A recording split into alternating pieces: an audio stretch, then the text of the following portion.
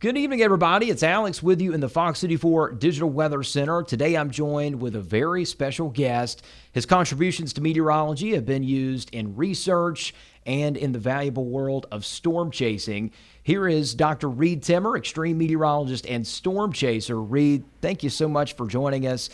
Reed, I wanted to talk about your show, Dominate the Storm, the tour across parts of Dixie Alley, Tornado Alley, and it's coming to Augusta, Georgia. Let us know a little bit more about what is going to be seen at Dominate the Storm and what you hope everybody gets out of this event. Well, we're going to be bringing the Dominator 3 to Augusta on September 27 during the evening there at Miller Theater. We're going to have Team Dominator out there. This is our first ever fall tour, and we're going to be showing you what it's like to be inside of a tornado. We have our tank-like vehicles, the Dominator 3. We shoot rockets into the tornado, miniaturized sensors to try to learn the wind speed and thermodynamics inside of the funnel, maybe eventually for the sake of tornado dissipation. But right now we are just lighting these tornadoes up with rockets, collecting data. We're going to share the scientific data that we collected inside of these tornadoes, share our science mission as well, the latest technologies that we're using, and we're going to share the data that we collected inside of these tornadoes during the record-breaking 2025 season. But we drove all over the Great Plains and Dixie Alley this year and for the last 20 years. So this fall, we're going to be touring the Great Plains and Dixie Alley, including Augusta, Georgia on September 27. And we look forward to meeting everybody out there and sharing the valuable data that we collected inside of these fast-moving, violent tornadoes. Yeah, that's exactly right. Thank you so much for sharing that, Reed. Excited to hear more about the data. And that leads me to my next question. It's more than just videos. You know, people think of storm chasers. The thrill seeking is part of it for some people. Others, it's the video footage, but for you, it is about that valuable research. Dive into what your goal has been ever since you started chasing, especially anywhere from when you started at your days at OU and going even into now. Kind of what's the future goal of that storm chasing for you? Well, yeah, I'm a science nerd at heart. I grew up doing Science Olympiad. I collected insects for a long time, identified trees. I'm into reptiles and amphibians. But my biggest passion was always weather, severe weather, and storm chasing. So I decided to pursue my passion. I went to the University of Oklahoma in the 90s. I studied meteorology there for 17 years, going all the way through grad school, storm chasing at the same time. So I was almost in college for 2 decades out there at the University of Oklahoma.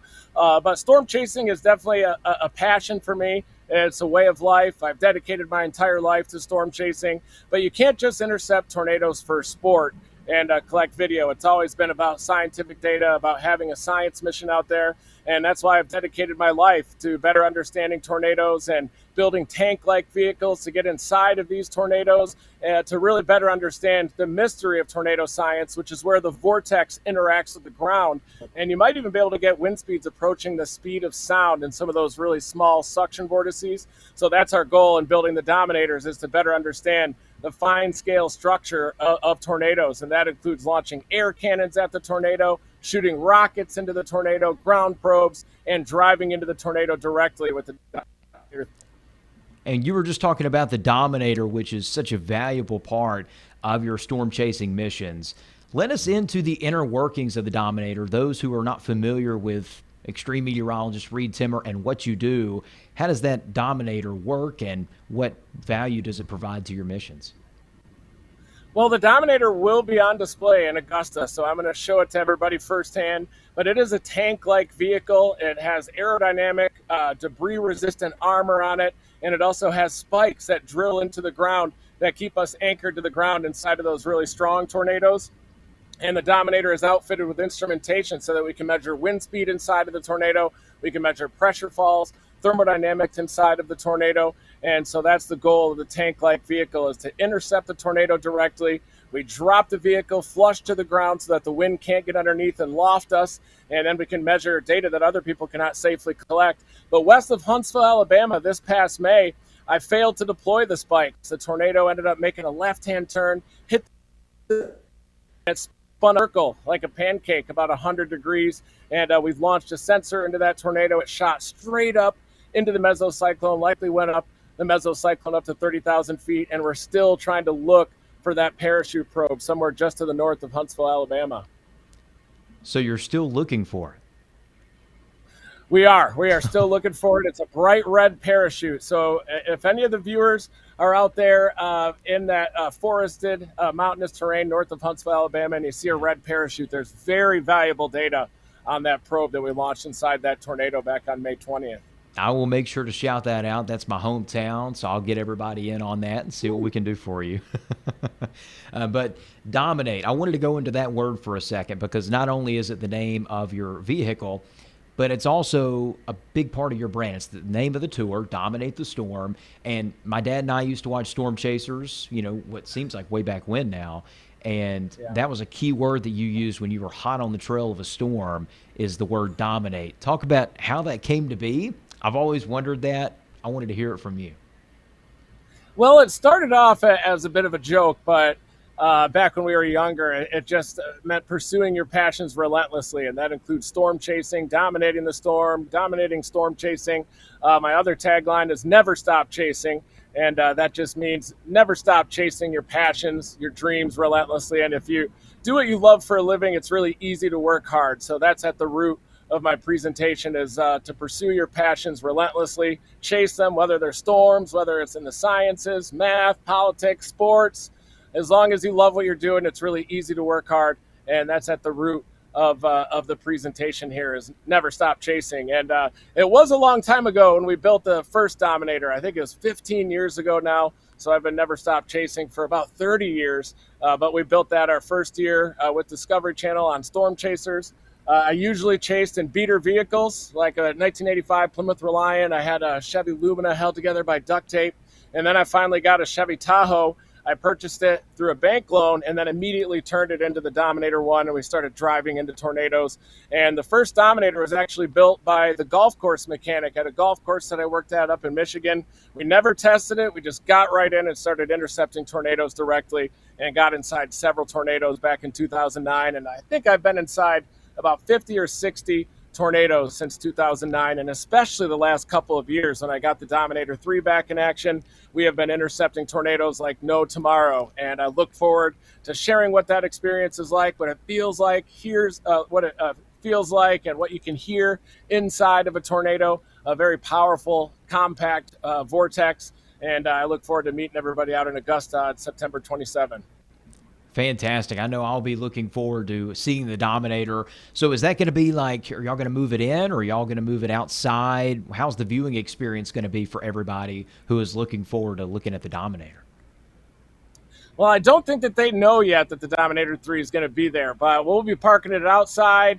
If I can bring it inside the venue, I will, but we'll at least have it outside and we'll meet with everybody out there. Maybe we'll even launch a few rockets if we can get FAA permission there in front of the event. But we'll at least deploy the spikes, drop the hydraulics a few times, and have a great time with the Dominator 3 in the parking lot. Awesome. Can't wait to see that live in person. I also wanted to talk about another detail of your show. It is September 27th in Augusta, and September 27th in the Augusta and what we call the Central Savannah River area, the CSRA, is the one-year anniversary of Hurricane Helene. Was this scheduling done on purpose to relate it to that anniversary? And are you going to be touching on Helene at all in your show on September 27th? The scheduling was not done on purpose. It was just by coincidence, but I will be touching on Hurricane Helene. I chased it down in northwest Florida. I did a lot of the disaster relief there in the southern Appalachians up in western North Carolina. So I definitely have a lot of the firsthand experience from the landfall down south of Perry, Florida, all the way up to that mega flood disaster, all the way through Augusta, up into western North Carolina. And a lot of it was that predecessor rain event, the rain that fell just before that flooding rains, even before the arrival of Hurricane Helene. But I'll definitely be talking about Hurricane Helene in the event, the one-year anniversary, and Hurricane Helene definitely ravaged that area in the Savannah River Valley. Oh, of course. And, another point that I wanted to talk about with you is not only your mission to collect data and research tornadoes, hurricanes, and all of these extreme weather events, but on top of that, you have such a vital role in disaster recovery even after the storm. You see these storms right after they have moved through an area and devastated homes and people's lives. What's your experience has been helping people after the storm, and what was that like after Hurricane Helene for you? Well, it is very important as a storm chaser for the last 30 years to give back after the storm. You can't just chase them and then go back to your house, but it's really important to give back afterward, whether you're raising funds, whether you're going down there to help out in the recovery directly, or even if it's after a tornado. The second we encounter damage, we drop everything with the chase and immediately shift into search and rescue mode.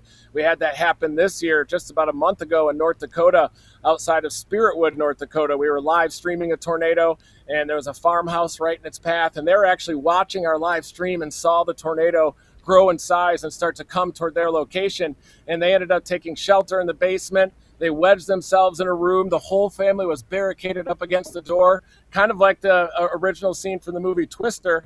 And the whole house was blown apart. There was wind, debris coming underneath the doors. They were trying to hold it shut.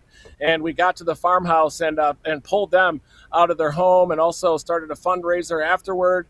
We work with Team Dominator Search and Recovery Group. It's a nonprofit that we started up. And we also work a lot with the United Cajun Navy as well, just recently with the Texas floods down there, that mega flood disaster. It does seem like 2025 is yet another year of the big flood, similar to last year.